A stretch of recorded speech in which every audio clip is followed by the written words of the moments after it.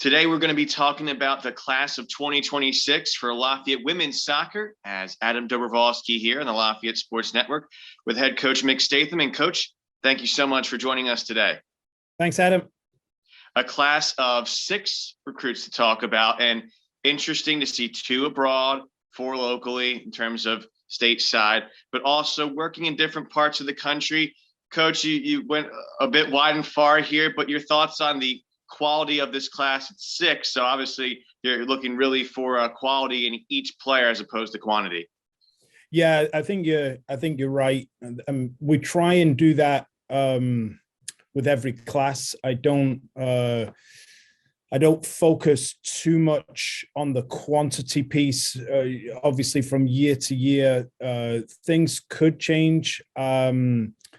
But usually we're around anywhere from 6 to 8 per class, sometimes a little bit lower even than 6, like our sophomores was a small class. And I think we're probably only going to be recruiting a small class for 2023. But yeah, I'm really pleased with the quality, and, you know, we're looking for all the players to come in and contribute in their own way straight away.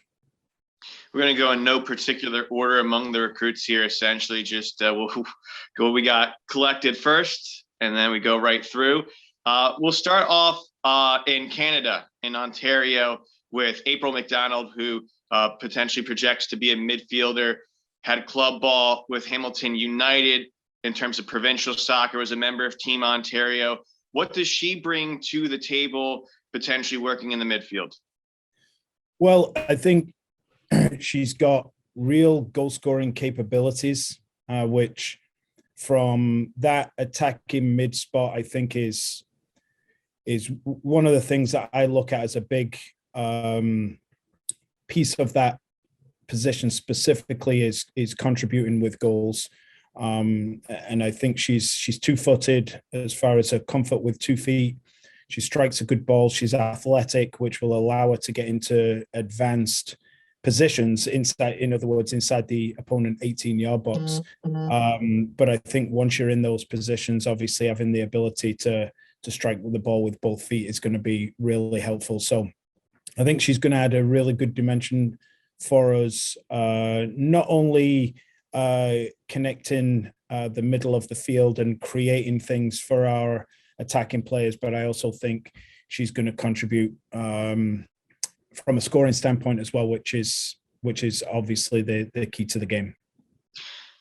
Well, when she was in secondary school, she played 3 sports, the other 2 being basketball and volleyball. What traits that she might have from those sports helps to fit out her athletic profile? Is it more of a speed quickness thing, maybe more things in terms of 3-dimensional winning balls in the air, or is it something else that really has helped to impact her game on the pitch? Well, I think, you know, there's even studies out now about, you know, people that play multiple sports early on, that how it does benefit. I mean, I played a boatload of sports, even though my primary was always soccer, and it's where I was always going to head. But I played many sports, even just from a basic movement standpoint. So I think if you do have most players coming in now, I think do have a somewhat of a multi-sport background, whether it's basketball, whether it's lacrosse in some cases, or other sports. So I think, you know, certainly from an athletic and movement standpoint, all those things are just, you know, they're really beneficial. And of course, you can't be too athletic either. I mean, it's not just the number one in our game or any sport, I don't think. I think, you know, decision-making and skill are probably the top things. But if you can combine decision-making and skill with athleticism, then you've got a real player. And I just think she's got all of those. So I would imagine her multi-sport background helps with her movement and her ability to get around the field. But probably the biggest thing is what's going on in between her ears. We're going to move on, and we're going to have a player who at the high school level also worked more attack-minded, Ashley Martinio, who back in her junior year, was voted on NJ.com to be the top junior in New Jersey among the top 85 selected by the publication. She comes from Bridgewater, New Jersey, product of Bridgewater Raritan High, which was a state finalist when she was playing there. What does she bring to the table?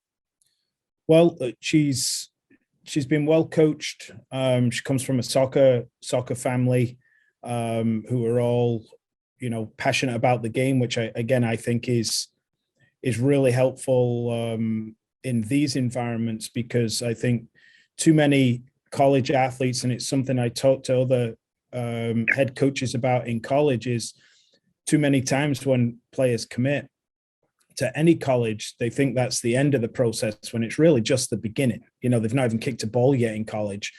And I think part of players' development in college, and we've seen it here through countless players, getting better and better and better once they arrive here at Lafayette, is part of it is their passion to play the game, and their love of the game, I think, is a key piece to that. So I think Ashley comes from a family that, love playing, love training, love watching the game. She's from a good club, and she's got, she's had some really good experiences with a club and a high school team that will, I think, stand her in good stead when she gets here and continues to develop herself, obviously at college level, because it's certainly different when you first arrive to what you've been through. But I do think the experiences you have, your lived experience, if you like, can be helpful if it's been a good one. That club experience, 11 years at the Players Development Academy. Now, I mentioned at the high school level, often forward-minded, attacking-minded player. Where is her fit as you see it right now, and how might she be able to expand past that fit into maybe something new? Yeah, I think probably center forward right now, but possibly expanded into an attacking mid. I think some, like, for example, both Melissa and Sarah Oswald, Melissa Lamanna, could both play attacking mid very easily and have at times for us. They're both center forwards, but both of them, because they're technical, they're clever, they both can play that attacking mid spot if we need to use them there. So I would imagine Ashley can also would also be able to transition to that spot if necessary. It's just a matter again of understanding the game model here. What we're looking for here, as far as whether it's attacking or defending or transitional type of things. For all of them, it's about learning, our game model as opposed to the ones they're obviously coming from. Well, Coach, you obviously talk about the family aspect earlier, as Ashley's sister, Amanda, currently playing for Division III FDU Florham. We go from one soccer family to another as we look now at Catrina Santelli from Ohio, product of Hathaway Brown. Currently has two sisters playing Division I soccer, and Nora, who's playing for Richmond, and Mary, who's now going to be a Patriot League rival with Bucknell. But Catrina, 5'9" player, played a lot at center forward at the high school level, averaged 15 goals per year. In fact, all-state second teamer twice, all-region player nationally once. Obviously, when you have that goal-scoring ability at the high school level, a lot of people think, okay, it's going to translate to the college level. But what other aspects does she bring to the table for this team? Well, I do think that obviously with any center forward, the first thing that they're correctly judged on is their goals and assists. I mean, that it just goes with the territory. So that's obviously the big thing that we're looking for from Catrina, is to continue, her ability inside the 18-yard box. I think she's inside the 18-yard box, and this, again, perhaps for a non-soccer person sounds a bit odd, but inside the 18-yard box, I think she's excellent. I think there's you have to have a real knack inside of there, whether it's how you choose to finish the ball, the positions you take up, your timing.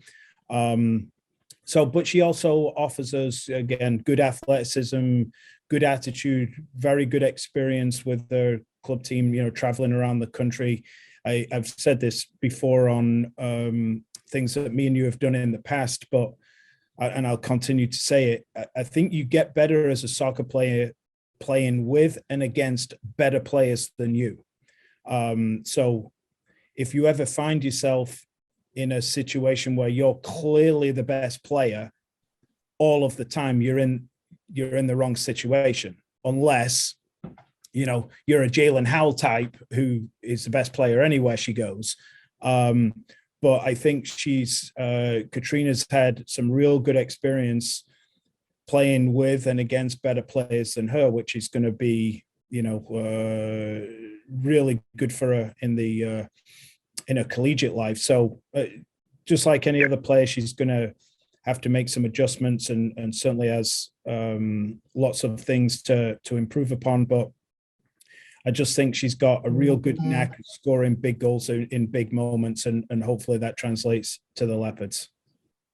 For fans curious, if you can just explain maybe a few differences you kind of pick up recruiting as a coach, you and your fellow coaches, when you have a recruit that's already had two siblings that have gone just through the process of recruiting, because obviously sometimes when it's the first child, might be a little bit wide-eyed, not just for them, but their family. Obviously, Catrina has had that advantage of knowing kind of what to expect just from the recruiting process. So if you can explain that to the fans. Yeah, I think it's a great question, Adam, because I think one of the things that I try to explain to recruits that we have, particularly when I meet with them in my office or if we're on Zoom or something like that, is that they have to try and find a school and a program that is what they want.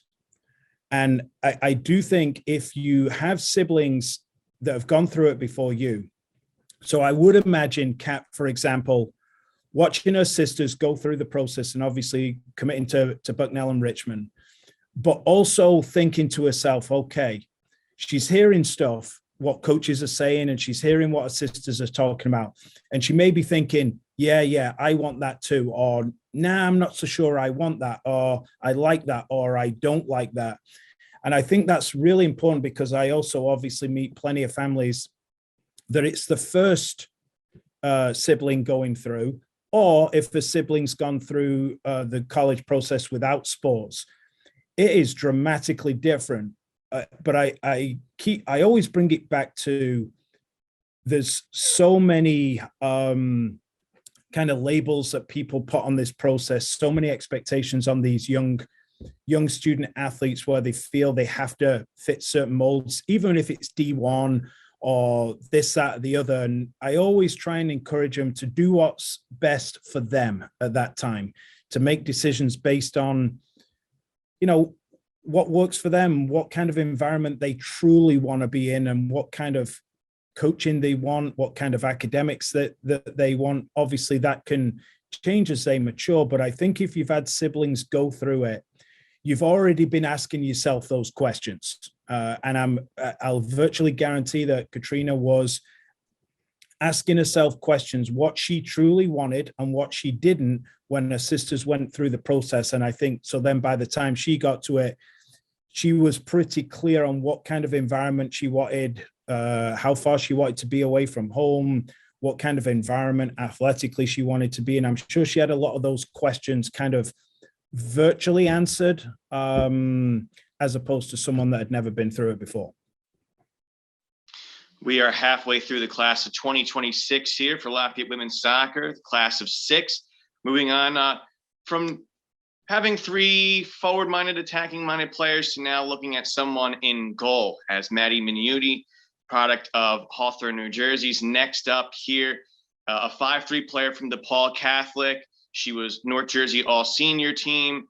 She did a great job. Sophomore year, suffered an Achilles injury, was out for the year, bounced back, had a great junior and senior campaign, eventually won a state championship with DePaul. What does she bring to the table as a keeper in terms of particular standout skills? Yeah, she's got, I think, really one of the things that struck me when I first watched her play was how good her hands were. how clean her hands were. Maggie Pohl was the same way when I first saw her, just how clean everything was when she caught it, whether it was a cross or a shot coming in, like no bobble at all. Obviously, perfect doesn't exist, but just really, really clean hands. And positionally, I think very good as well. I think does a good job with her back four, and communication skills are very, very good. And I also think, again, she's a hard worker. She's committed to developing herself in the position, and obviously she's going to have two really good goalkeepers to learn from and look up to with Lindsay and Natalie here already. I think that's going to be a benefit for Maddie as well when she first comes in, is being able to, be around them, be around the kind of environment that they set for each other, the standard that they have. I think she'll do very well with that. And you kind of help to have that familiar aspect to bring a player in. Doesn't have to be just from the position, can also be from the club. We'll be talking about this with our next recruit as well. But do want to mention that Maddie's from Matchfit Academy. That obviously has been a stellar academy, bringing in athletes to Division I level. How has she continued to fit not just the standard of that academy, but how will that help her to get the transition into Division I soccer? Yeah, I think it's a good point where certainly, with different clubs, there's a lot of good clubs around the country, but I think some just do a really good job year after year after year after year after year. Because you see where their players go on to, college-wise and even national team-wise, and they're obviously doing something right with the development of the players and the preparation for them for whatever level they're going on to next. And Gijan Lauren did very well here, so I think some of these environments that the players come from, the standards that the clubs have are quite good. The regular training and development that they have virtually year round now, again, is, I said to our team this morning, that every inch counts here. Every little bit we do counts towards our performance. So I think, club-wise, there's a lot of clubs now contributing to every inch of players' development by providing them different opportunities to do things year round, whether it's strength and conditioning, whether it's tournament play, whether it's extra training, even video work and things like that nowadays. And obviously, I think Maddie's one of those that benefit from that kind of environment. Well, from Matchfit Academy, we go to Penn Fusion, which has obviously been a regular for the program.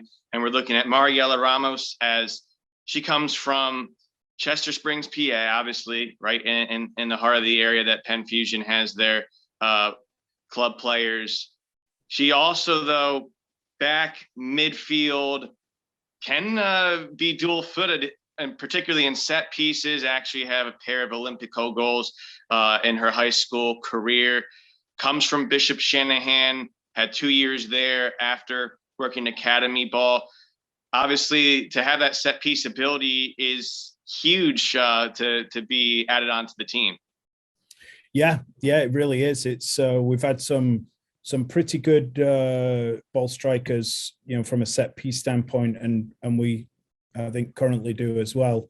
But yeah, she is. You definitely are correct in she's a specialist in that category. She spends a lot of time practicing it, which of course makes significant improvements to anybody, repetition. And I know she spends a lot of time on her set piece work, on her own basically, or with other people outside of practice. So, she's a good player. She's a good athlete.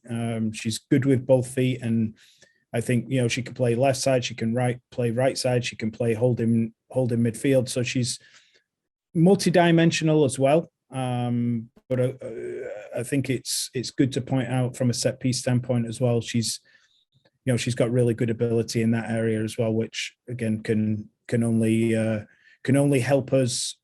Set pieces is about more manufacturing of goals, because obviously it's not from open play.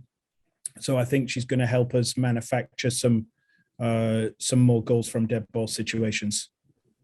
What would you say are her biggest assets from open play and how that can help out the team? Well, I think she's really good with the ball. And I always think that really helps is when you can get the ball under control quickly, then you have a little bit more time to make good decisions.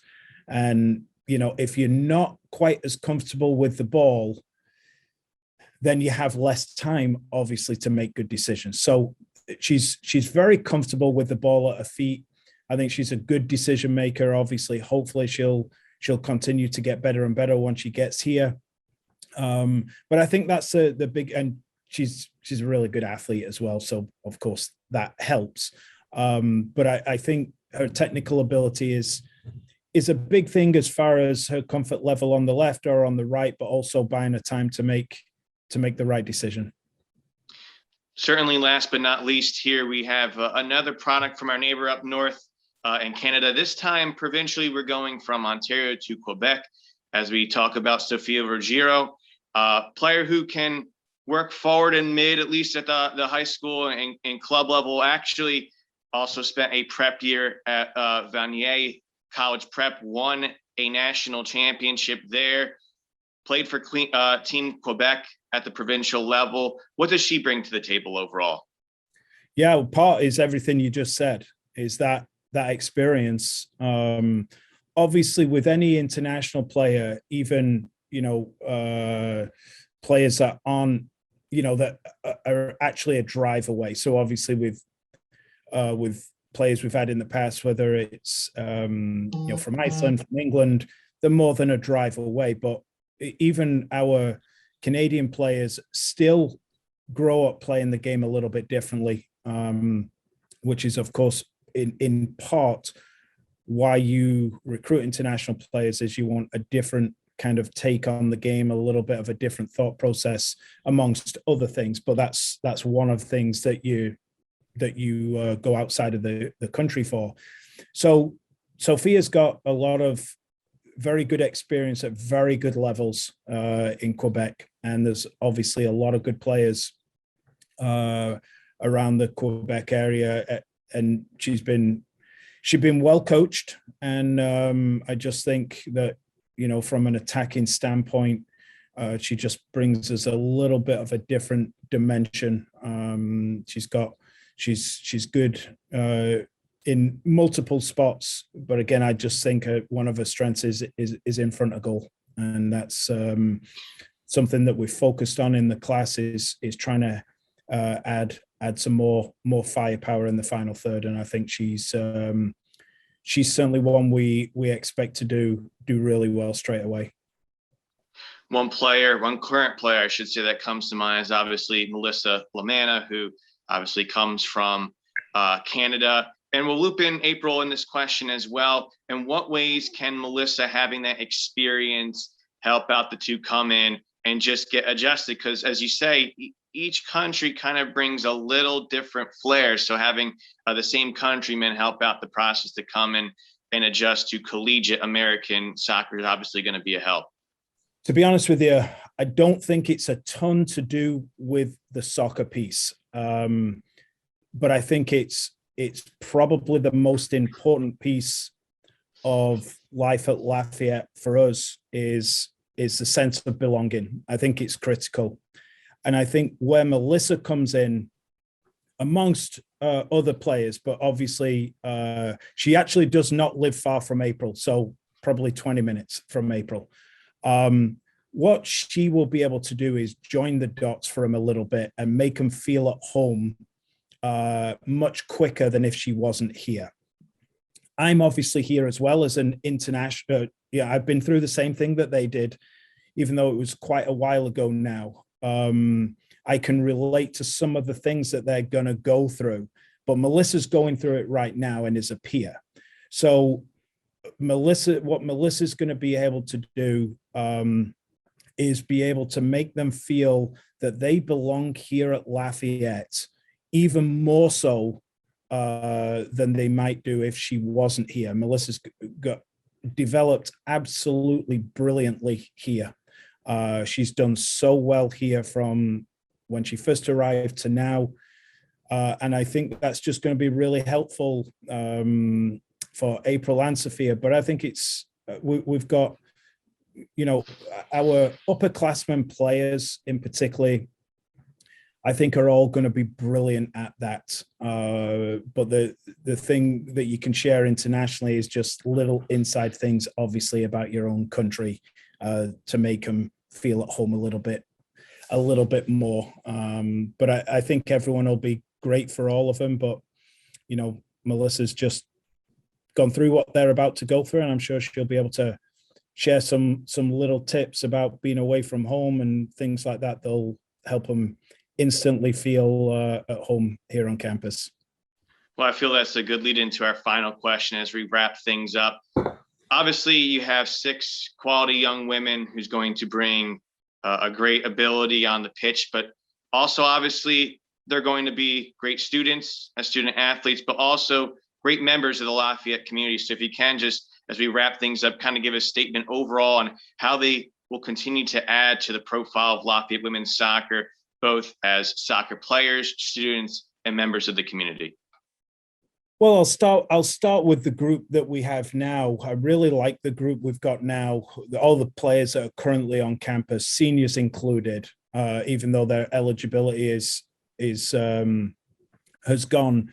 They're still great members of the community, and the players that are currently training, doing their spring training, our freshmen, sophomores, and juniors. I just think they're terrific. I'm a pretty lucky coach, I think, for the players that I've got here. Their approach to their schoolwork, to training, communication, relationships with each other. Again, back to that belonging piece, which I think is the most important part of all this. It's tribal. We try and talk about being more than a team, being more tribal with each other, to help foster their experience here. And what we've obviously tried and do with recruiting is follow the same philosophy with whoever we're going to bring into the tribe. We're looking at it thinking that they share the same values and the same things that we cherish. Of course, we're presuming in the recruitment process that they feel the same way. So I think the 6 players coming in, I think they're all very good soccer players, which of course makes complete sense. But I also think that they want to be here at Lafayette, which I think is critical. And I also think they're really, really good people. And I think they'll fit in seamlessly to the story of us. Head coach Mick Statham, thank you again for your time. Thanks, Adam. Go Leopards. And we thank everyone for tuning in today on the Lafayette Sports Network as we discuss the class of 2026 for Lafayette women's soccer. Have a good day, everybody.